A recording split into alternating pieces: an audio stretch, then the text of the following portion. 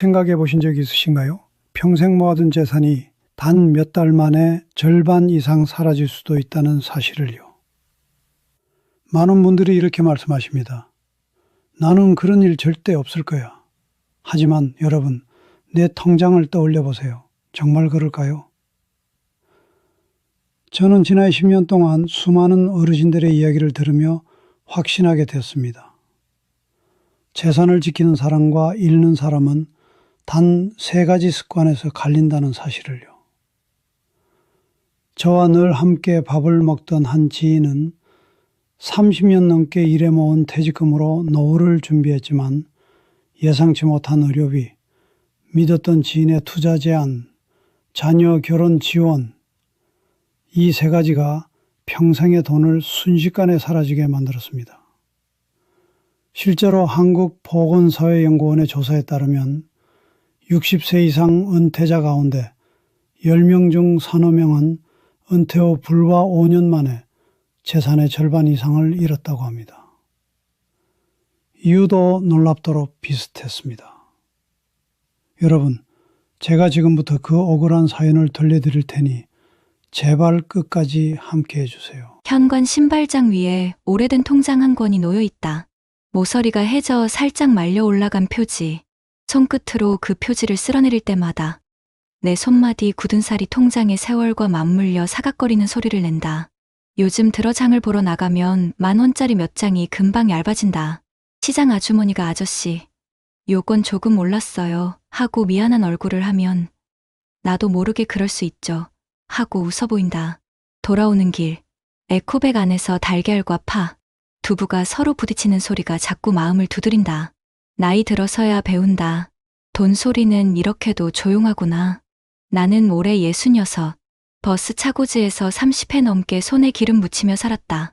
정년 퇴직 날, 동료들이 건네준 꽃다발과 회사에서 준 퇴직금 안내 봉투, 집에 돌아와 부엌 식탁 위에 놓고 아내와 마주 앉았을 때 우린 서로 말없이 고개만 끄덕였다. 이제는 좀 쉬자. 그 말도 꺼내기 전에 아내가 먼저 내 손등을 가만히 덮었다. 그 손의 온기가 내 평생의 보상이었다. 그 봄, 동창 영수가 전화를 했다. 늘 활달하고 먼저 계산하려던 그 친구. 태수야, 커피 한잔 하자. 너 얘기 요즘 많이 했다. 동네 카페 구석에서 마주 앉은 영수는 예전보다 말수가 줄었지만 눈빛만은 이상하게 반짝였다. 너한텐 말하려고 아껴놨다. 원금이 보장되는 데가 있어. 요즘 같은 때 이자라는 게 어딨냐 싶었지만 여기 매달 꼬박꼬박 들어온다. 나도 넣었어. 원금 보장. 그 말은 내 귀에서 오래도록 울렸다. 집으로 돌아오는 길, 벚꽃잎이 어깨에 붙었다 떨어졌다. 아내는 당장은 움직이지 말고 한두 달만 지켜보자고 했다. 그 말이 맞다는 걸 알면서도 낡은 통장 표지를 만지작거리던 내 손끝은 자꾸만 계산기를 찾았다. 이만큼 넣으면 매달 얼마가 들어오나, 그 돈으로 전기세와 관리비를 빼고도 손주 신발을 한 켤레 더 사줄 수 있나. 한 달이 지나고 정말로 소액의 이자가 들어왔다. 문자 알림이 울릴 때마다 아내는 접시를 닦던 손을 멈추고 내 얼굴을 살폈다. 진짜 내 그 말끝이 믿음인지 걱정인지 분간이 안 갔다. 둘째 달, 셋째 달에도 돈이 들어왔다. 나는 욕심을 내지 않으려고 애썼지만 사람 마음이란 게 그렇다. 조심조심 조금 더 얹었다. 영수는 형, 욕심은 금물이지. 근데 이건 안전해 하고 웃었다. 그의 웃음이 예전처럼만 보였다면 나는 이미 반쯤 넘어간 것이었을까. 집안 공기는 계절 따라 변했지만 우리 둘의 말투에도 계절이 생겼다. 낮에는 밥 먹었어? 혈압약 챙겼어? 같은 안부. 밤에는 그래도 다행이지 하고 서로를 재우는 말. 그 사이 생활비는 아껴졌고 난 작은 사치를 허락했다. 중고 서점에서 싼 값에 산여행 에세이 한 권. 아내는 고무장갑 대신 면장갑 위에 비닐장갑을 끼며 이게 더 따뜻해 하고 웃었다. 부엌 조명 아래 설거지물이 유리컵을 타고 흘러내리는 반짝임을 보다가 문득 생각했다. 이자가 이렇게 들어오면 여름엔 바닷가 쪽으로 며칠 다녀올 수도 있겠다. 나도 그런 걸 조금은 누려도 되지 않을까. 넷째 달, 카페에서 다시 만난 영수는 전보다 더 바빠 보였다. 전화가 계속 울려대서인지 눈동자가 자주 문 쪽을 스쳤다. 태수야, 요즘 다들 돈이 말라. 근데 우린 자리를 잘 잡았어. 형은 너무 걱정 말고 더 하려면 천천히. 그날 계산은 내가 했다. 오래간만에 친구에게 밥을 샀다는 작은 뿌듯함이 의자에서 일어나는 순간 묘하게 가벼워졌다. 기분 좋은 바람이었는지 아니면 경고였는지 지금 생각하면 구분이 어렵다. 5째 달에 이자는 일주일 늦게 들어왔다. 시스템 점검이라네. 영수의 메시지는 담담했다. 나는 그래 하고 짧게 답했다. 그날 밤 아내가 세제를 덜 쓰려고 물을 조금 더 섞었다. 이렇게 해도 충분히 거품나. 아내가 웃었고 나도 따라 웃었다. 그러나 내 머릿속에서는 낡은 통장 표지가 점점 더 얇아지는 상상을 했다. 종이라는 게 반복해서 접고 펴면 힘을 잃는다는 걸 그때 처음 몸으로 배웠다. 6째 달 문자 알림이 오지 않았다. 손에 쥔 휴대폰이 갑자기 무거워졌다. 벽식의 초침이 유난히 또렷했다. 나는 스스로를 달래듯 차를 우렸다. 김이 오르는 컵을 두 손으로 감싸쥐고 창밖을 보는데 비가 왔다. 좁은 베란다 난간에 떨어지는 빗방울이 통통 부딪혔다. 영수한테 전화해볼까? 아내가 조심스레 물었고 나는 조금만 더 기다려보자 했다. 그날 밤 나는 베개 옆에 통장을 놓고 잤다. 손끝이 자꾸 그 표지를 찾아갔다. 다음 날 카페로 갔다. 문은 열려 있었지만 불이 꺼져 있었다. 의자들이 뒤집혀 테이블 위로 올라가 있었고 계산대 뒤에는 누군가 급히 정리하다만 영수증 뭉치가 남아 있었다. 영수에게 전화를 걸면 지금은 통화할 수 없습니다라는 기계음이 낮게 떨어졌다. 내 목젖이 저절로 내려앉았다. 순간 카페 유리문에 비친 내 얼굴과 눈이 마주쳤다. 생각보다 늙어 보이는 사내가 서 있었다. 집에 돌아와 통장 거래 내역을 다시 훑었다. 작은 숫자들이 박힌 줄들이 어느 순간부터 빈 줄로 바뀌어 있었다. 아내는 내 옆에서 말없이 앉아 있었다. 싱크대에 물 떨어지는 소리가 집을 채웠다. 당장 생활비는 괜찮아. 서너 달은 버텨. 내가 먼저 말했다. 아내는 고개를 끄덕였다. 그 고개 끄덕임이 나를 탓하지 않겠다는 약속인지 아니면 함께 버티겠다는 서약인지 그 둘 다인지. 눈앞이 흐려졌다. 나는 다음 날 새벽 자주 가던 공원 벤치에 앉았다. 운동하는 사람들 틈에서 혼자 숨을 고르고 주머니에서 종이 한 장을 꺼냈다. 보소장 양식이라고 적힌 안내문. 경찰서 민원실에서 받아온 것이다. 손이 덜덜 떨렸다. 설마 가족이, 설마 친구가 늘 그 말로 버텼던 나였는데 오늘은 그 말이 내 등을 더 세게 밀었다. 세상에서 제일 쓰라린 말은 설마 뒤에 오는 침묵이라는 걸. 나는 이제 알겠다. 그날 저녁 아들은 영상통화를 걸어왔다. 아버지, 표정이 왜 그래요? 나는 평소처럼 대답하려 했다. 괜찮다. 애들은 잘 크지? 카메라 속 손주가 내 이름을 부르는 소리를 들으면서 내 어깨가 순간 무너져 내렸다가 다시 세워졌다. 나는 아들에게 아무 말도 하지 않았다. 아내가 내 등 뒤에서 조용히 손을 포겠다. 말 대신 손바닥에 체온으로 서로를 붙들었다. 밤이 깊어지면 부엌 조명이 노란 원을 바닥에 만든다. 그 원 안에 통장을 가져다 놓고 나는 또다시 표지를 쓸어내린다. 낡은 표지의 감촉이 오늘따라 거칠다. 살며시 펼치면 안쪽 첫 장의 잔고가 내 얼굴을 비춘다. 돈은 숫자지만 마음은 체온이라는 말을 나는 이제야 믿게 된다. 나는 의자를 끌어다 앉고 펜을 들었다. 도움을 주고받을 땐 말보다 기록, 종이에 적으며 스스로에게 되뇌었다. 그 문장 끝에 작은 점을 찍었다. 점 하나에도 숨이 찼다. 창밖에서 비가 그쳤다. 물기 머금은 가로등 불빛이 길 위에 흔들렸다. 나는 통장을 덮고 두 손으로 꼭 감싸 쥐었다. 내 손의 온기가 표지를 조금이라도 펴줄까? 아니면 더 말아 올릴까? 모르겠다. 다만 한 가지는 분명하다. 내 삶의 다음 장은 누군가의 달콤한 말이 아니라 내가 세운 원칙과 기록으로 시작해야 한다는 것.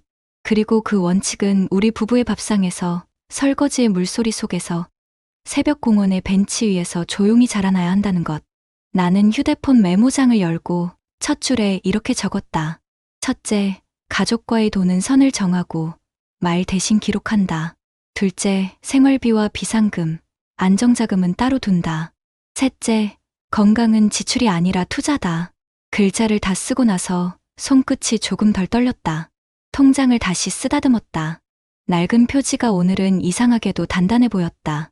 그리고 내 마음 한구석에서 오래 묵혀둔 문장이 조용히 올라왔다. 영수야, 우리 다시 카페에서 만나면 그때는 계산을 내가 할게. 대신 오늘은 내 삶의 계산부터 다시 해보려고. 경찰서 조사실의 불빛은 유난히 희다. 종이 위에 내 이름과 서명이 반복된다. 민원 창구에서 받았던 고소장 양식을 내 손으로 채워 넣는 순간 내 삶의 30년 노동이 한낱 글자로만 남는 것 같았다. 영수의 이름을 쓰는 손끝이 덜덜 떨렸다. 피해 금액 1억 원. 숫자를 적는 순간 심장이 한번 크게 멎는 듯했다. 옆에 앉아있던 아내가 내 팔을 가볍게 잡았다. 말 대신 그 손길 하나가 내가 끝까지 쓰게 하는 힘이었다. 집에 돌아와 소파에 앉으니 텔레비전에서 뉴스가 흘러나왔다. 2025년 8월 소비자 물가 상승률 전년 대비 1.67%. 최저임금은 10,000원을 넘어섰지만 생활비 부담은 여전히 커지고 있습니다. 앵커의 목소리는 마치 내 사정을 들킨 듯 차갑게 들렸다. 물가는 오르는데 내 통장은 비어갔다. 한때 두툼하던 장부가 이젠 바람에 휘날리는 낙엽 같았다. 낡은 표지를 펴보다가 나는 문득 손주 얼굴을 떠올렸다. 할아버지, 사탕. 그 맑은 목소리에 나는 세상 어떤 빛도 기꺼이 질 수 있었다. 하지만 사탕감 몇천 원 앞에서도 잠시 계산기를 두드리는 내 모습이 떠올라 눈시울이 젖었다. 며칠 뒤 영수의 아내가 우리 집을 찾아왔다. 눈은 퉁퉁 부어 있었고 손에는 낡은 쇼핑백이 들려 있었다. 그 안에는 영수가 남기고 간 노트 몇 권과 지갑이 들어 있었다. 그녀는 울면서 말했다. 저도 몰랐어요. 남편이 그렇게까지 죄송합니다. 노트 속에는 빼곡한 숫자와 이름들, 그리고 빚진 흔적들이 있었다. 나는 지갑을 열어보았다. 10,000원짜리 몇 장, 그리고 가족사진 한 장. 거기엔 내 얼굴도 함께 있었다. 20살 무렵 함께 찍은 낡은 흑백 사진. 사진 속에 웃는 얼굴과 지금의 비어버린 지갑이 겹치자 마음 한가운데가 찢어졌다. 친구를 잃은 건 돈 때문이 아니라 함께한 세월 때문이었다. 나는 며칠 동안 잠을 설쳤다. 새벽 4시 부엌 불을 켜고 의자에 앉았다. 아내가 따뜻한 물을 데워주며 말했다. 여보, 우리가 잃은 게 돈만은 아니에요. 하지만 아직 가진 것도 있잖아요. 그녀가 가리킨 건 식탁 옆에 놓인 가족사진 액자였다. 손주가 환하게 웃고 아들이 우리 어깨를 감싸고 있었다. 나는 그제야 깨달았다. 낡은 통장은 잔고가 줄어도 다시 채울 수 있지만 사진 속 웃음은 잃으면 다시 되돌릴 수 없다는 것을. 그날 이후 나는 작은 노트를 새로 꺼냈다. 표지에는 큼직하게 글씨를 썼다. 원칙 노트. 첫 장에는 지난번에 메모했던 세 줄을 다시 적었다. 가족과 돈은 반드시 기록한다. 생활비 비상금 안정자금으로 나눈다. 건강은 지출이 아니라 투자다. 그리고 그 밑에 한 줄을 더 적었다. 잃은 돈은 교훈으로, 남은 삶은 희망으로. 이제 나는 통장보다 노트를 더 자주 펼쳤다. 매달 생활비와 지출을 적고 병원에서 받은 영수증도 붙였다. 아내와 함께 장을 보러 갈 때면 장바구니에 담은 물건 하나하나를 확인하며 웃었다. 이건 꼭 필요해? 응, 손주 좋아하잖아. 예전 같으면 부담스러웠을 대화가 이제는 서로를 지켜주는 약속처럼 느껴졌다. 몇 달이 지나 생활은 크게 나아지지 않았지만 마음은 조금씩 단단해졌다. 아들에게 솔직히 털어놓았을 때 그는 고개를 숙이며 말했다. 아버지, 제가 더 일찍 알았더라면. 나는 그의 손을 잡으며 대답했다. 괜찮다. 너가 살아있는 게 가장 큰 이자야. 그 순간 아들의 눈가가 붉어졌다. 그 눈빛은 내가 세상에서 가장 아끼는 자산이었다. 겨울이 다가올 즈음 다시 공원 벤치에 앉았다. 낡은 통장 표지는 여전히 달아 있었지만 이제는 내 손길이 그 다름을 부드럽게 감싸주었다. 주변에서 아이들이 뛰노는 소리가 들리고 멀리서 교회 종소리가 울렸다. 그 순간 나는 알았다. 내 삶의 절정은 돈을 잃은 그날이 아니라 오늘처럼 작은 희망을 붙드는 이 순간이라는 것을. 나는 카페 자리에 앉아있는 듯 상상했다. 영수가 내 앞에 다시 앉아있다면 나는 뭐라고 말할까? 아마도 이렇게 말할 것이다. 영수야, 너가 가져간 건 돈이 아니라 우리의 믿음이었다. 하지만 내가 지켜야 할 건 아직 남았다. 내 가족, 내 원칙, 내 삶 말이야. 그리고 나는 조용히 미소 지을 것이다. 돈은 잃었지만 그 이름 속에서 얻은 교훈은 평생의 재산이 될 테니까. 여러분, 제 얘기는 특별한 사연이 아닙니다. 우리 주변 어디에서든 누구에게든 일어날 수 있는 현실입니다. 믿었던 친구, 사랑하는 가족, 예기치 못한 병원비, 이 세 가지는 언제든 우리의 삶을 흔들 수 있습니다. 하지만 우리는 원칙을 세우고 기록을 남기고 건강을 지키는 습관으로 다시 일어설 수 있습니다. 낡은 통장 표지를 쓰다듬으며 배운 건 단 하나입니다. 돈은 잃어도 희망은 지켜야 한다는 것. 여러분도 지금 작은 원칙 하나를 세워보세요. 그 원칙이 내일의 평안을 지켜줄 가장 든든한 자산이 될 것입니다. 살아온 세월만큼이나 마음속에 하고픈 이야기도 많으시죠. 하지만 때로는 그 허전하고 외로운 마음에 무심코 뱉은 말 한마디가 내 등 뒤에 비수가 되어 꽂힐 때가 있습니다.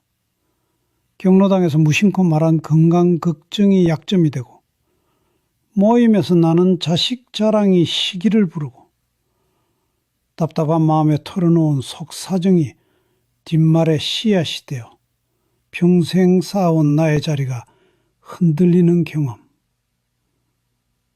혹시 없으셨나요? 오늘은 그 씁쓸한 후회의 눈물을 닦고 나의 남은 인생을 더 단단하고 품위 있게 지켜줄 말의 지혜에 대해 이야기 나눠보려 합니다. 부디 끝까지 자리를 지켜주십시오. 서랍장 한 구석, 세월의 흔적처럼 잉크는 이미 말라붙었지만 차마 버리지 못하는 낡은 볼펜 한 자루가 있습니다. 책상 서랍을 열 때마다 마주치는 그 낡은 볼펜. 67 한상우 씨에게 이 볼펜은 그냥 물건이 아니었습니다. 그의 치열했던 청춘이자 자부심 그 자체였습니다. 30년 넘게 회사의 크고 작은 역사를 기록해온 손. 수많은 이들의 운명이 그의 펜 끝에서 결정되던 시절. 그는 늘 가슴에 새겼습니다. 사람은 말로 살고 말로 무너진다. 하지만 평생 지켜온 그 신념이 은퇴 후 자신의 발목을 잡는 덫이 될 줄은 꿈에도 몰랐습니다. 1억 3천만 원. 묵직한 퇴직금을 손에 쥐었을 때 그는 인생의 훈장을 받은 듯 든든했습니다. 이제 아내 손잡고 못 가본 곳도 가보고 그리웠던 친구들도 실컷 만나야지. 장밋빛 노후가 눈앞에 펼쳐지는 듯했습니다. 하지만 그 평온을 깨뜨린 것은 거창한 사건이 아니었습니다. 경로당에서 무심코 뱉은 푸념, 그 한마디였습니다. 요즘 혈압이 오르락내리락해서 그런가. 통머리가 맑지를 않네. 그저 살가운 대화인 줄 알았건만 그날 이후 세상이 그를 대하는 눈빛이 달라졌습니다. 총무를 맡아 꼼꼼히 처리하던 회계장부는 슬그머니 다른 사람 손에 넘어갔고, 봉사활동에 나서려 하면 어르신, 무리하지 마시고 쉬세요라며 자꾸만 그를 뒤로 밀어냈습니다. 마치 쓸모 있는 사람에서 보살펴야 할 사람으로 하루아침에 낙인이 찍힌 기분. 서랍 속 볼펜을 만지작거리며 그는 야속하게 중얼거렸습니다. 나 아직 괜찮은데, 아직 뭐든 할 수 있는데. 한때는 사람을 세우고 이끌던 그의 말이 이제는 스스로를 가두는 족쇄가 되고 있었습니다. 실수는 또 다른 실수를 불렀습니다. 오랜 벗들과 소주잔을 기울이다 기분 좋게 한마디 보탰습니다. 그래도 자식들한테 손 안 벌리고 살 만큼은 있으니 마음은 편해. 든든함의 표현이었던 그 말은 하룻밤 사이 돈 좀 있는 사람이라는 소문이 되어 온 동네를 떠돌았습니다. 그때부터였습니다. 형님, 이자 좋은 데가 있는데. 선배님, 제가 정말 급해서 그럽니다. 안부 대신 돈을 바라는 전화가 그의 하루를 잠식하기 시작했습니다. 거절하면 각박한 사람이 될까. 들어주자니 평생 모은 노후 자금이 위태로웠습니다. 결국 그는 좋아하던 경로당도 친구들과의 술자리도 피하게 되었습니다. 재산을 지키려다 사람을 잃어버린 것입니다. 상처는 가장 가까운 곳에서 더 깊게 파고들었습니다. 딸 부부와 함께한 저녁 식사, 사위의 얼굴이 어두워 보이자 걱정스러운 마음에 아내에게 툭 던진 한마디. 저 둘, 요즘 사이가 영 안 좋은가 봐? 그 순간 식탁에는 얼음장 같은 침묵이 흘렀습니다. 불편한 얼굴로 집을 나선 사위의 뒷모습, 그리고 며칠 뒤 사위랑 사이가 안 좋다더라는 말이 친척들 사이에 파다하게 퍼졌습니다. 자식을 걱정하는 마음이 집안의 흉이 되어 돌아온 것입니다. 그는 낡은 볼펜을 부서져라 움켜쥐었습니다. 후회가 심장을 찔렀습니다. 그냥 모른 척 눈 감아줄 것을. 왜 입을 열어 상처를 냈을까? 한 번 터져나온 말실수는 둑이 무너진 강물 같았습니다. 그때 그 땅만 샀어도 라는 후회는 그를 과거에만 사는 꼰대로 만들었고, 그 집 사정이 안 좋다더라는 뒷말은 남 험담하기 좋아하는 사람이라는 부메랑이 되어 돌아왔습니다. 그리고 마침내 텅 빈 집을 홀로 지키는 밤이 찾아왔습니다. 깊은 외로움에 잠 못 이루며 그는 지인들에게 구조 신호 같은 문자를 보냈습니다. 다들 잘 지내나? 나만 홀로 남은 것 같아 마음이 허하네. 처음엔 걱정하던 답장들이 점점 짧아지다 이내 끊겼습니다. 그의 외로움은 위로가 아닌 부담이 되었고, 바로 그 약해진 마음의 틈으로 누군가 파고들었습니다.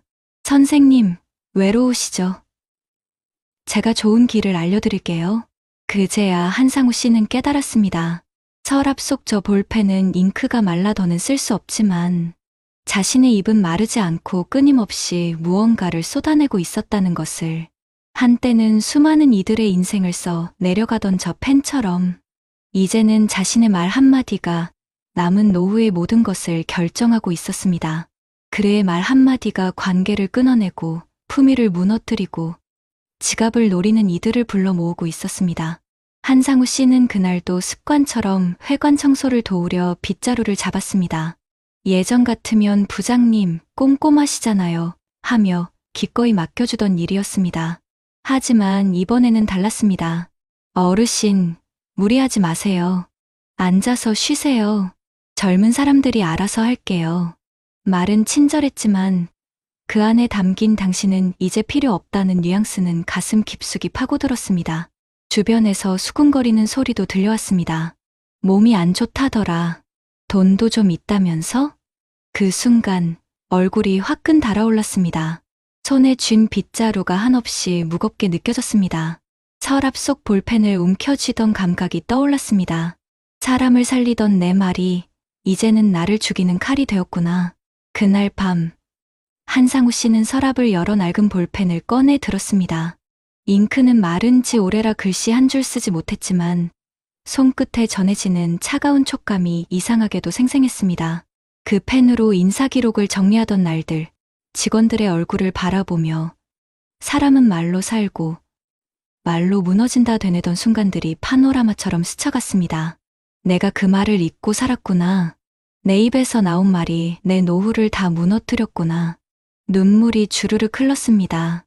은퇴 후 처음으로 그는 자신이 진짜 혼자가 되었다는 사실을 절절히 느꼈습니다. 며칠 뒤 아내가 다가와 조용히 말을 건넸습니다. 당신 요즘 왜 사람들 피해 다녀요? 괜히 내가 입을 놀려서 다 무너졌어. 건강도, 체면도, 관계도. 아내는 한숨을 쉬더니 그의 손에 있는 볼펜을 가만히 바라봤습니다. 당신이 회사 다니던 시절 저 펜으로 많은 사람을 살렸잖아요. 그 힘이 지금도 있어요. 단지 잉크가 아니라 말이 달라져야 할 뿐이죠. 그 순간 마음속에 작지만 따뜻한 불빛이 켜지는 듯했습니다. 그날 이후 한상우 씨는 말 습관을 고치기 시작했습니다. 경로당에서 누군가 요즘 어떠세요? 물으면 더 이상 혈압이 올라서 힘들다 대신 매일 아침 공원 돌며 만보 걷고 있습니다.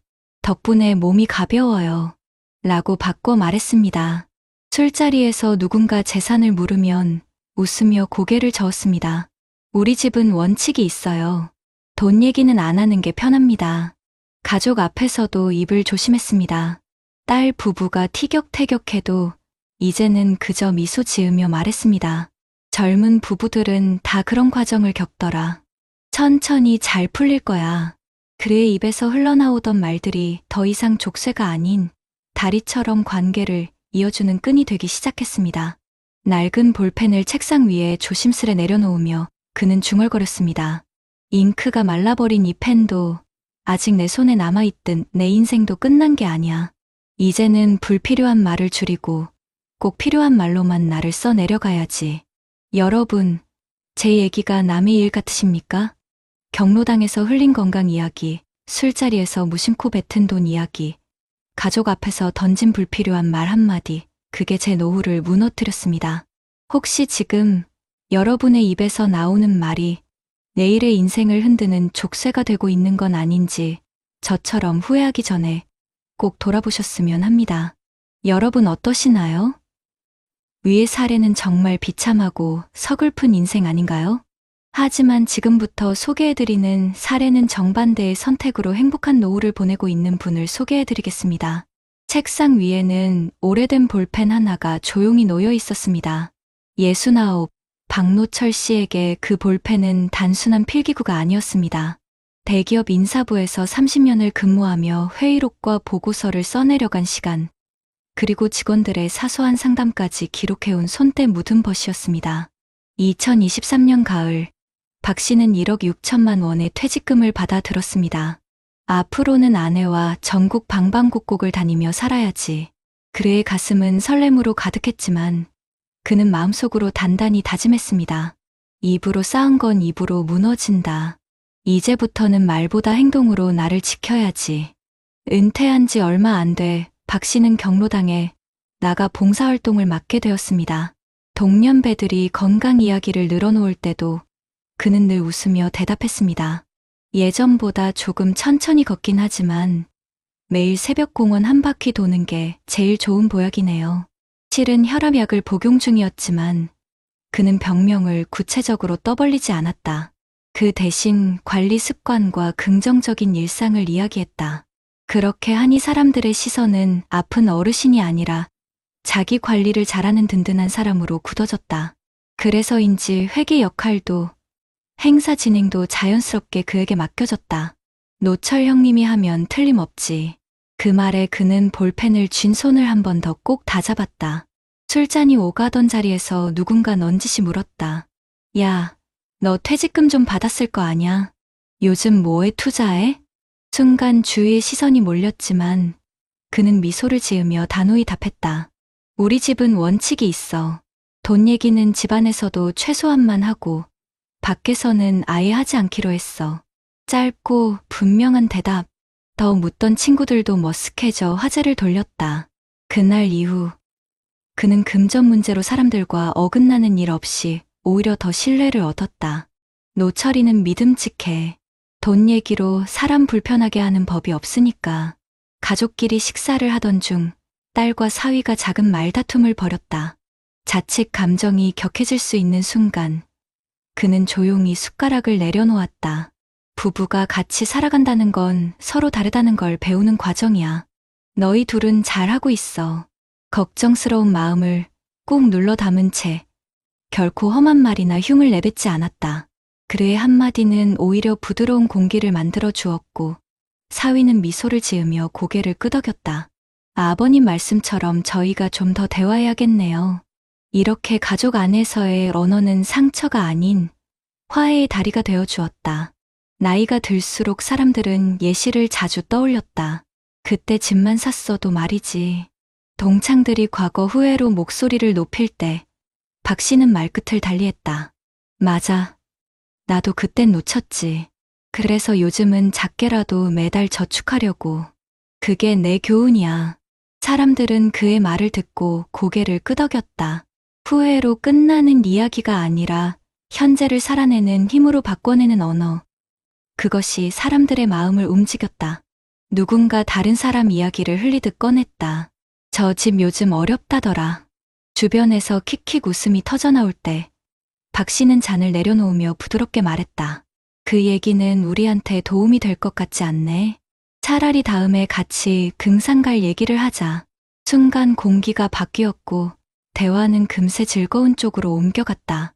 사람들은 속으로 느꼈다. 노철이랑 있으면 뒷말이 사라져서 편하다. 은퇴 후 찾아오는 외로움도 그에게 없지 않았다. 하지만 그는 충동적으로 메시지를 보내는 대신 볼펜을 집어들고 공책에 조용히 일기를 썼다. 오늘도 새벽 걷기 성공. 아내랑 저녁 식탁에서 웃음 나눔. 외로움은 글로 쓰니 덜컥 사라졌다. 글로 감정을 풀어내자 마음은 훨씬 가벼워졌다. 그리고 주 1회 서예 모임, 월 2회 봉사활동, 동네 어르신들과의 산책. 그는 작은 만남으로 일상의 빈틈을 채워갔다. 밤마다 메시지 대신 일기로 외로움을 달래니 인간관계는 오히려 더 따뜻해졌다. 서랍 속에 놓인 낡은 볼펜은 여전히 잉크가 말라 있었지만 박 씨에게 그것은 더 이상 쓸모없는 물건이 아니었다. 이 볼펜은 이제 내 말의 무게를 대신 알려주는구나. 함부로 흘리지 않고 꼭 필요한 말만 적어야 한다는 걸. 그는 볼펜을 손에 쥔 채 창밖의 햇살을 바라보았다.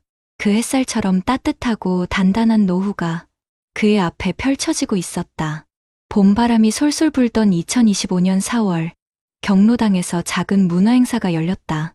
노래자랑 순서의 사회자가 그를 불렀다. 오늘 사회는 박노철 어르신께서 맡아주십니다. 박 씨는 잠시 볼펜을 주머니에 쥔 채 무대 앞으로 나섰다. 사람들 사이에서 은근히 들려오는 속삭임이 있었다. 저분은 늘 말이 깔끔해서 좋아. 괜히 몸 약하다 소문내는 분들하고는 다르잖아. 무대 위에 선 그는 사람들의 시선을 느꼈다. 과거 직장에서 느꼈던 긴장감이 스며들었지만 이제는 달랐다. 여러분, 오늘 하루 마음껏 웃고 노래하시면 됩니다. 걱정은 잠시 내려놓으시고요. 그 한마디에 장내가 환해졌다. 말의 무게가 달라진 순간이었다. 행사가 끝난 뒤 오랜 친구가 다가와 낮은 목소리로 말했다. 노철아, 너 퇴직금 좀 남아있지? 이번에 좋은 투자 자리가 있는데 과거 같으면 고민하며 갈등했을 수도 있다. 그러나 그는 미리 준비해둔 단호한 대답을 내뱉었다. 미안하다. 우리 집은 돈은 가족 외에는 일절 안 쓰기로 원칙을 세웠어. 짧고 단호한 한마디. 그 말에 친구는 잠시 멋쩍은 표정을 짓더니 이내 웃으며 고개를 끄덕였다. 역시 너답다. 괜히 물어봤다. 그날 밤 그는 서랍 속 볼펜을 꺼내 일기장에 적었다. 오늘도 내 말을 지켜냈다. 지켜낸 말이 나를 지켰다.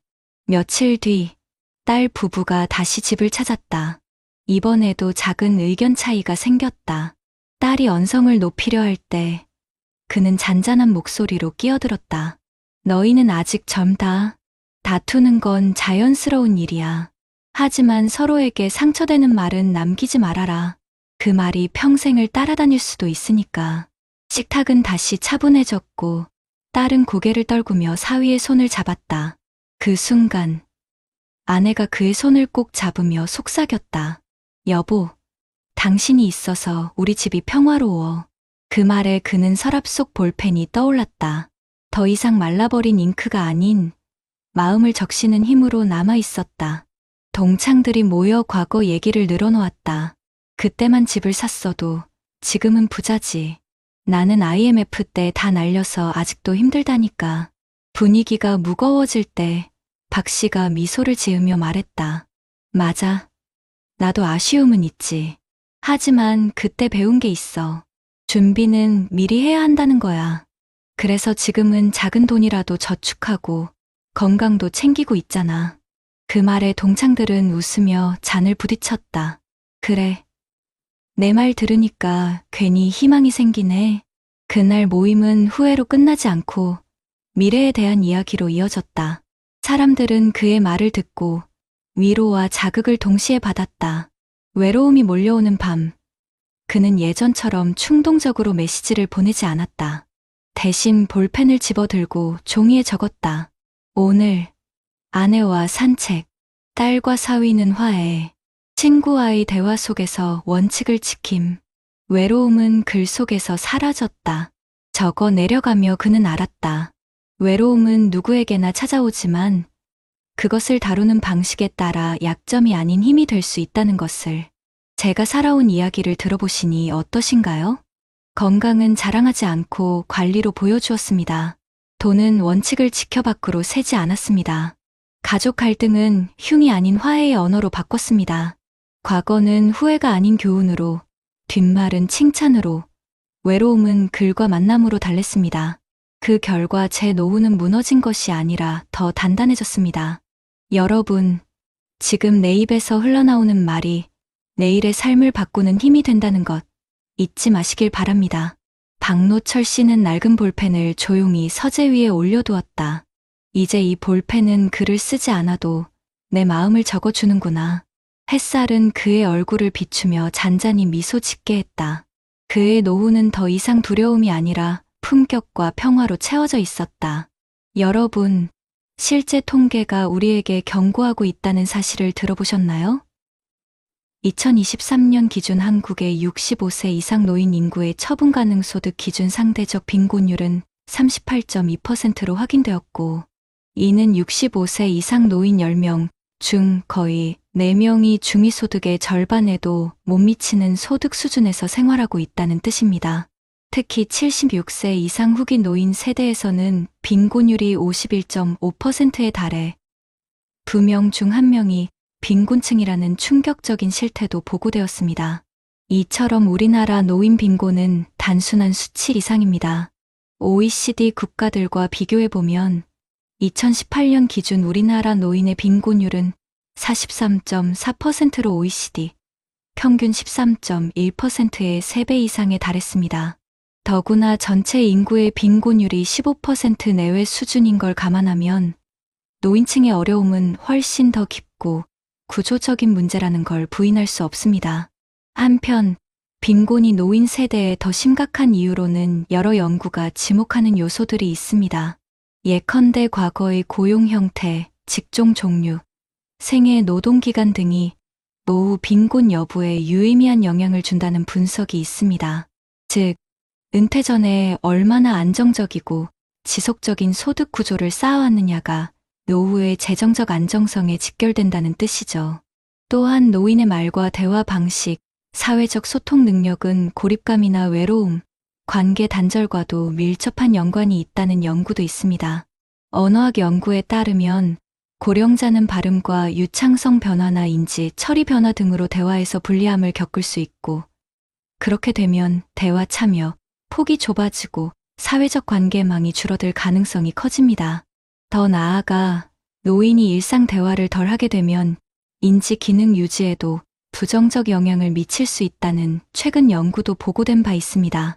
이처럼 말을 조심하라는 조언은 단순한 언어 윤리 차원이 아니라 노후의 재정 안전, 인간관계 유지, 인지 건강까지 연결된 복합적인 문제라는 것이 통계와 연구가 보여주는 그림입니다. 여러분, 위의 사례에서 보셨던 말 한마디가 노후를 흔들 수 있다는 건 우리 모두의 현실이 될 수 있죠. 그렇다면 이 문제를 풀어낼 실질적 해법은 과연 무엇일까요? 먼저 우리나라 정부와 지자체에서 이미 시행 중이거나 확장 가능한 정책부터 말씀드릴게요. 현재 정부는 노인 일자리 지원 사업을 운영해 노인들이 소득 활동에 참여할 기회를 주고 노후 소득 기반을 보완하도록 돕고 있습니다. 또한 노인 부양가족이나 고령자 세대에 대한 세금 공제 제도를 확대하고 지방자치단체마다 노인복지센터와 경로당, 주민생활지원과 보건소를 통해 맞춤형 복지 서비스를 제공하고 있지요. 게다가 만 65세 이상 노인을 대상으로 한 기초연금 정책이 있으며 소득 인정액 기준에 따라 차등 지급하는 방식으로 기초소득 보장을 시도하고 있습니다.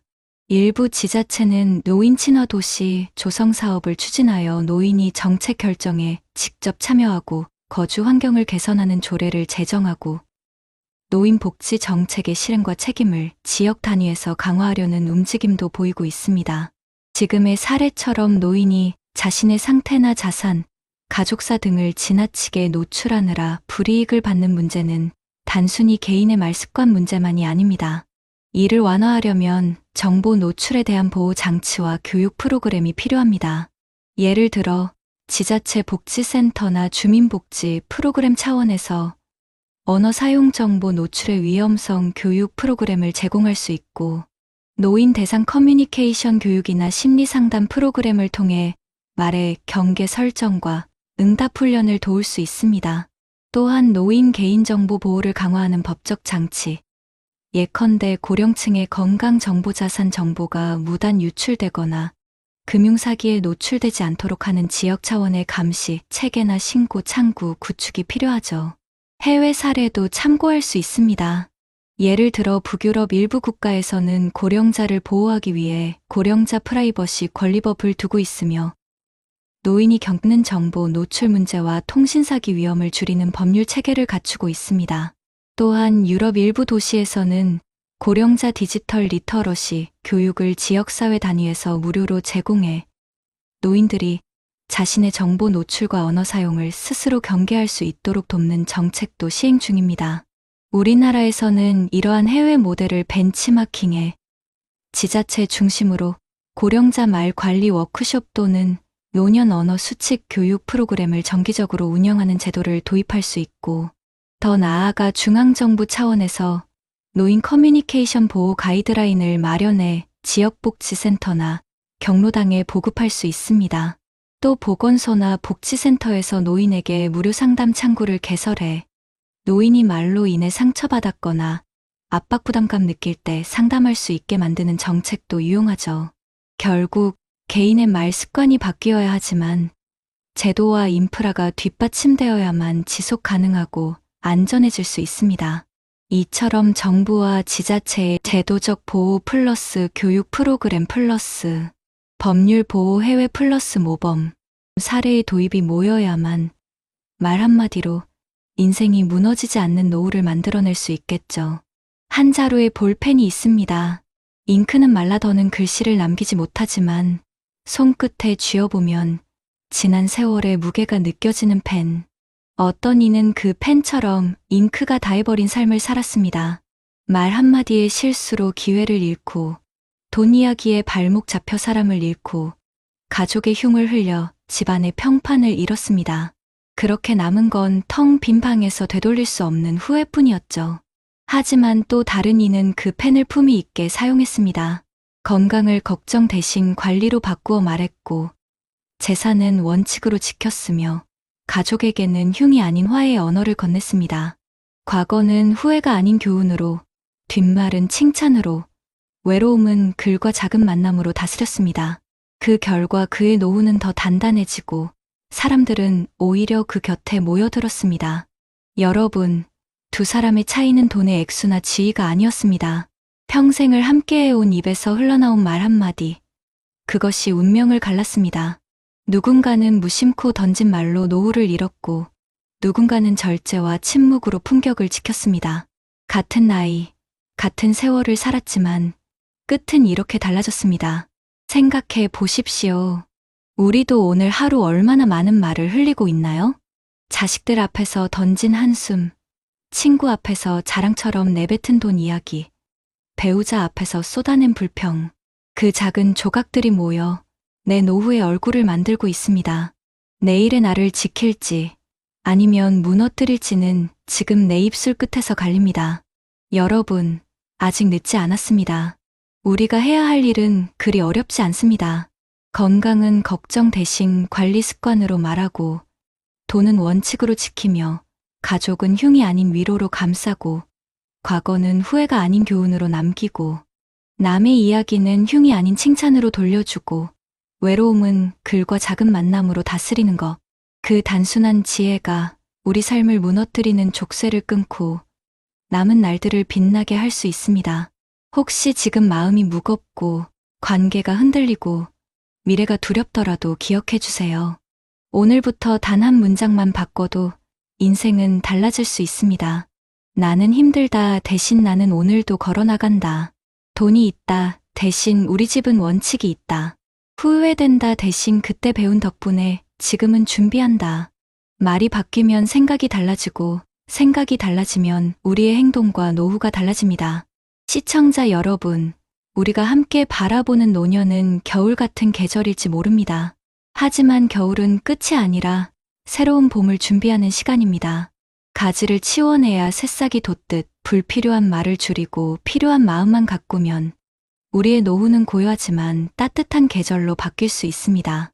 오늘 영상이 끝나고 나면 거울 앞에서 자신에게 이렇게 물어보셨으면 합니다. 나는 지금 어떤 말을 남기고 있나? 그리고 그 답이 후회가 아닌 희망으로 이어지길 바랍니다. 여러분, 우리의 노후는 아직 써 내려가야 할 빈 페이지입니다. 그 페이지에 어떤 문장을 남길지는 오직 우리의 선택에 달려 있습니다. 한쪽은 고통의 흔적으로 얼룩질 수도 있고, 다른 한쪽은 품격과 평화의 기록으로 채워질 수도 있습니다. 오늘 이 시간을 함께한 우리 모두가 후자의 길을 걷기를 진심으로 바랍니다. 여러분의 노후가 따뜻한 웃음과 존중으로 가득하기를, 그리고 우리의 마지막 페이지가 눈물 아닌 감사와 행복으로 채워지기를 기도합니다. 우리 선생님들, 안녕하세요. 요즘 건강은 좀 어떠신가요? 자식들 다 키워놓고 이제 좀 편안하게 지내나 싶었는데 어깨도 쑤시고 무릎도 아프고 여기저기 병원 갈 일은 점점 늘어나죠. 그런데 병원비의 약값에 매달 꼬박꼬박 나오는 관리비 고지서를 보면 아이고 이거 참 만만치 않구나 하는 생각 다들 한 번쯤 해보셨을 겁니다. 얼마 전 뉴스에서 참 마음 아픈 이야기를 봤습니다. 우리랑 비슷한 연배의 어르신께서 연금으로 생활하시는데 오르는 관리비랑 약값을 감당하기가 버거워서 평생 살아온 동네를 떠날 고민을 하신다는 거였어요. 남의 일 같지가 않아서 한참을 생각하게 되더라고요. 그래서 문득 이런 생각이 들었습니다. 과연 번쩍번쩍하는 새 아파트가 우리 노후에 정말 편안한 보금자리가 되어줄까? 아니면 오히려 정든 동네에서 이웃 사촌들과 두른두른 이야기 나누고 아프면 금방 다녀갈 병원 있고 장 보러 갈 시장 가까운 곳이 더 행복한 집은 아닐까 하고요. 이미 많은 분들이 집은 클 필요 없고 마음 편한 게 최고라는 걸 알고 계시더라고요. 오늘 제가 드리는 이야기가 우리 선생님들의 노후에 작은 보탬이라도 되었으면 하는 마음으로 준비했습니다. 잠시만 귀 기울여 주시면 감사하겠습니다. 내가 이 나이 먹도록 평생을 고생했는데 이제 와서 내 집 하나 마음 편히 못 가지나. 올해 69, 박종일 어르신의 입에서 나지막한 한숨과 함께 섞여 나온 말이었습니다. 30년이 넘는 세월, 어르신의 청춘은 쇳가루 섞인 땀과 기계 돌아가는 소리 속에 고스란히 녹아 있었습니다. 남들처럼 번듯한 대기업은 아니었지만 그저 묵묵히 한자리를 지켜낸 세월의 끝에서 어르신은 퇴직금 1억 4천만 원이라는 삶의 훈장을 손에 쥐었습니다. 어르신의 인생은 언제나 가족이 먼저였습니다. 낡고 좁은 아파트에서 아내 윤정희 씨와 두 남매를 키워내며 나는 괜찮다, 너희만 잘 크면 된다는 말을 버릇처럼 되뇌셨죠. 어느덧 훌쩍 자란 아들은 분당 신도시의 번듯한 새 아파트를 얻었고 딸은 서울의 예쁜 가정을 꾸렸습니다. 그런 자식들은 아버지를 뵐 때마다 늘 마음 한편이 아렸습니다. 아버지, 이제라도 저희처럼 깨끗하고 좋은 새 아파트로 이사하세요. 편히 사셔야죠. 퇴직 후 몇 달, 어르신의 마음도 조금씩 흔들리기 시작했습니다. 세월의 때가 묻은 벽지, 겨울마다 속을 썩이는 보일러, 덜컹거리다 멈춰서는 낡은 엘리베이터, 좁은 주차장에서 벌어지는 이웃 간의 실랑이까지. 어느 날 아들의 한마디가 어르신의 마음에 불을 지폈습니다. 아버지, 대출 조금만 보태면 요즘 지은 아파트 들어갈 수 있어요. 그게 나중에 값도 오르고 뭐 하나 손댈 것 없이 편하잖아요. 처음엔 망설였지만 자식들 보기에 초라한 모습으로 늙고 싶지는 않다는 생각이 들었습니다. 결국 퇴직금에 은행 대출을 더해 새 아파트에 계약서 도장을 찍었습니다. 어르신의 나이 67, 인생의 마지막 장은 근사하게 마무리하고 싶었습니다. 새 집은 꿈만 같았습니다. 1층 로비에 들어서면 은은한 향기가 코끝을 스쳤고 엘리베이터는 소리 없이 부드러웠습니다. 거실 통창 너머로 보이는 탁 트인 풍경에 아내의 얼굴에도 모처럼 한바구음이 피었습니다. 여보, 이제 우리도 남 부럽지 않게 사는 것 같네. 아내의 말에 어르신은 그저 말없이 웃으며 이제야 무거운 어깨를 좀 펼 수 있겠구나 싶었습니다. 하지만 그 꿈 같던 시간은 그리 오래가지 못했습니다. 아파트 주민 대부분은 바쁜 30대, 40대 젊은 부부들이었습니다. 엘리베이터에서 먼저 인사를 건네도 못 본 척 스마트폰만 들여다보는 이웃들. 복도에서 마주쳐도 서로가 마치 투명인간인 것처럼 스쳐 지나갔습니다. 어느 날 아내가 깊은 한숨을 내쉬며 말했습니다. 여보, 여긴 사람 사는 온기가 없네. 옛날 집에서는 시장에서 마주치면 김치라도 한쪽 나눠 먹고, 내가 아픈 날엔 옆집 순이 엄마가 죽도 끓여다 줬는데 여긴 너무 삭막해. 더 큰 현실 벽은 매달 날아오는 관리비 고지서였습니다. 이사 첫 달 15만 원이 넘는 금액이 찍혀 나왔습니다. 8만 원 남친 내던 예전 집에 2배 가까운 돈이었죠. 새 아파트니까 애써 위안했지만 해마다 야금야금 오르는 공용전기료와 관리비는 부부의 어깨를 짓눌렀습니다. 2025년 팍팍한 세상살이는 어르신에게도 예외는 아니었습니다. 물가는 하늘 높은 줄 모르고 치솟는데 국민연금 110만 원 남짓으로는 두 식구 살림이 늘 빠듯했습니다. 특히 무릎이 좋지 않은 아내의 병원비와 약값으로 매달 12만 원이 꼬박꼬박 나갔습니다. 어느 저녁 어르신은 식탁 위 고지서를 한참이나 들여다보다 힘없이 말했습니다. 이것 봐, 관리비가 18만 원이 넘었어. 우리 연금으론 이제 감당이 안 돼. 아내는 아무 대꾸 없이 밥숟가락만 조용히 내려놓았습니다. 아내의 그 침묵이 어떤 말보다 어르신의 가슴을 아프게 찔렀습니다. 불편함은 몸으로도 느껴졌습니다. 널찍하고 깨끗한 아파트 단지 근처에는 정작 아플 때 기댈 병원 하나 없었습니다. 가장 가까운 내과를 가려면 차로 20분을 꼬박 달려 나가야 했죠. 무릎 아픈 아내에게 버스를 타는 건 고문이나 다름없었습니다. 골목만 돌면 약국이 있고 슬슬 걸어 10분이면 시끌벅적한 시장이 있던 옛 동네가 사무치게 그리웠습니다. 여보, 나 이제 병원 가는 것도 지긋지긋해. 너무 멀어. 아내의 푸념 섞인 목소리에 어르신은 속이 답답해졌습니다. 자식들에게 떳떳한 아버지가 되고 싶어 선택한 새 아파트가 도리어 아내를 더 힘들게 하는 족쇄가 된 것만 같았습니다. 어느 추운 겨울날 장을 보고 돌아오던 어르신은 빙판길에 미끄러져 허리를 삐끗했습니다. 너무 아파 지나가던 이웃에게 도움을 청했지만 죄송한데 제가 좀 바빠서요 하는 말과 함께 차갑게 멀어지는 뒷모습만 봐야 했습니다. 홀로 절뚝이며 텅 빈 집으로 돌아오는 그 길에서 어르신은 문득 서러움이 북받쳤습니다. 반짝이는 껍데기만 남은 이 텅 빈 성에서 나는 대체 무엇을 얻었나. 그날 밤 어르신은 먼지 쌓인 앨범을 꺼내 들었습니다.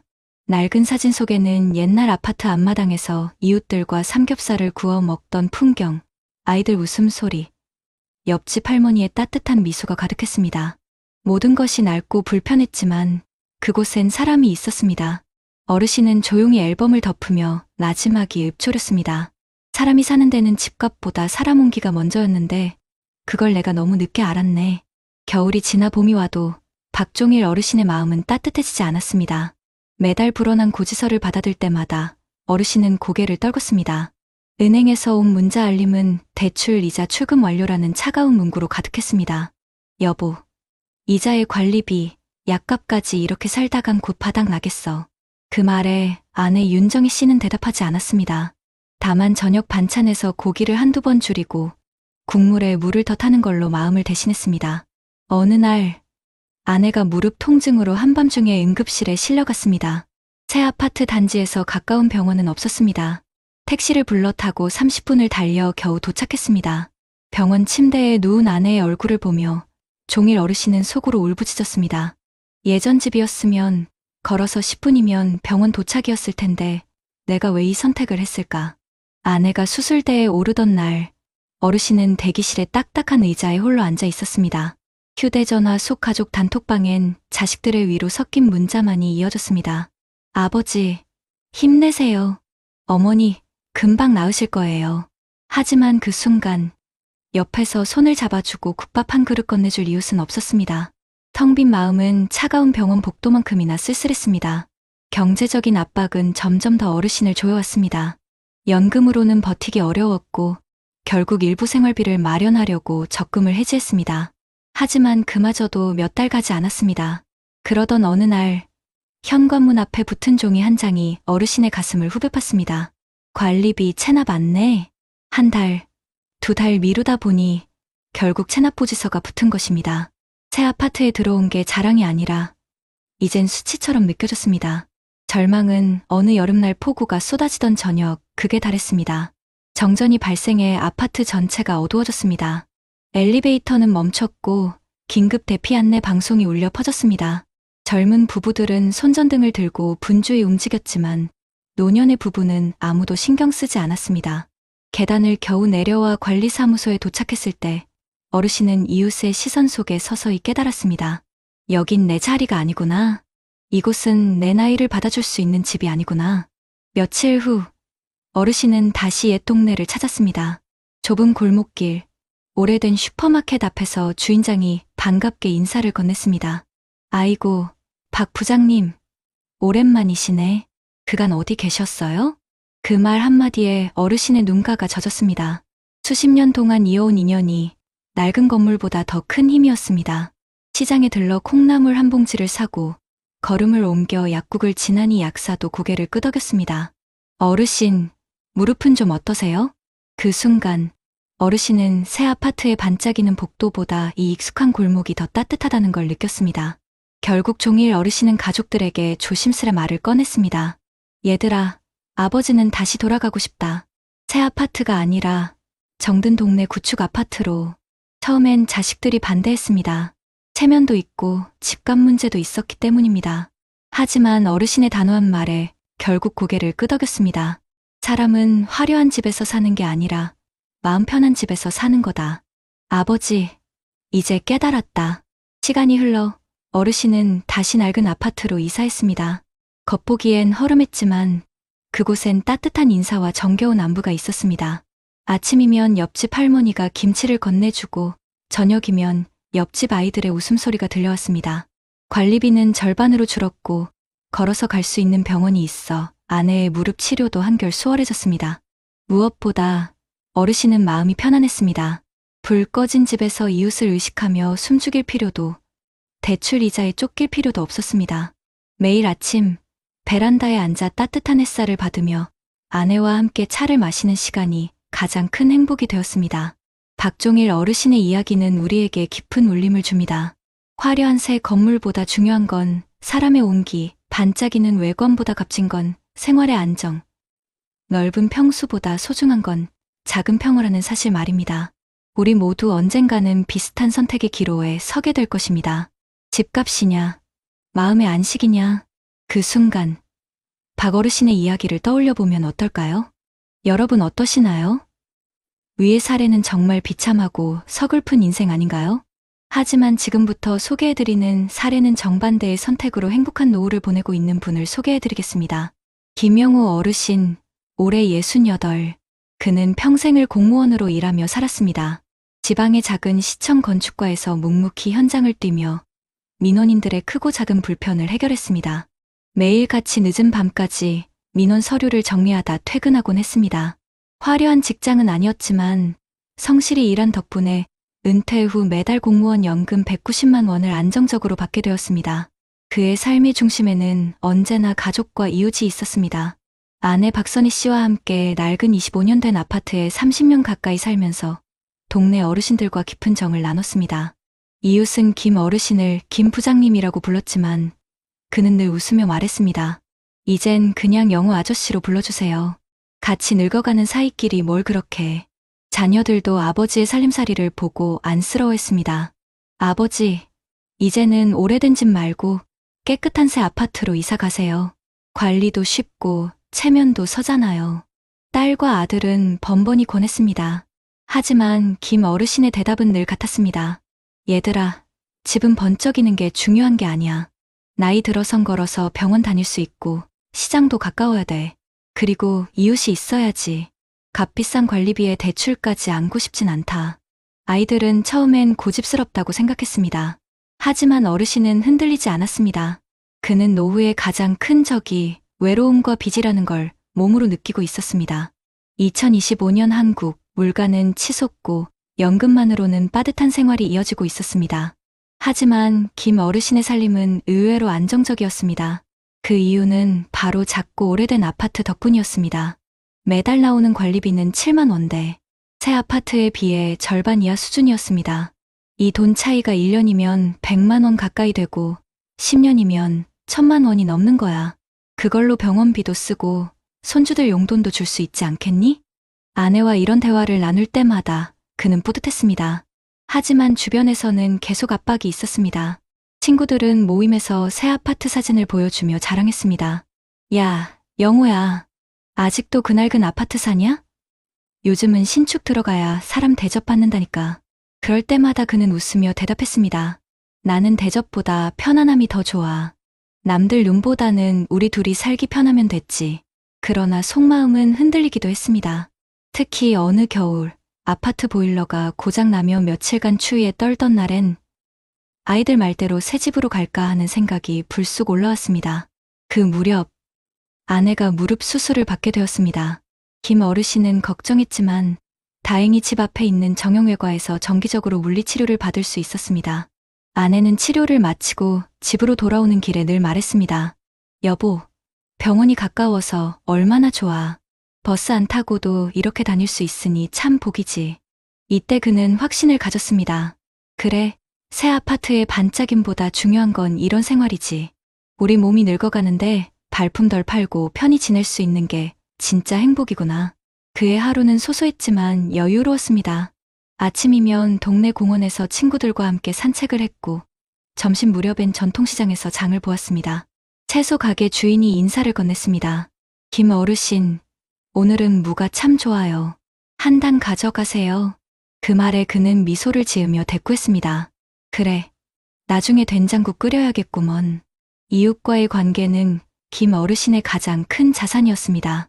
같은 동네에서 20년 넘게 지내다 보니 서로 안부를 묻고 걱정해주는 일이 일상이 되었습니다. 그러나 작은 위기도 찾아왔습니다. 어느 날, 김 어르신이 집 안에서 갑자기 어지럼증으로 쓰러졌습니다. 다행히 옆집 최할머니가 며칠간 창문이 열리지 않는 걸 이상히 여겨 찾아와 준 덕에 큰 위기를 넘겼습니다.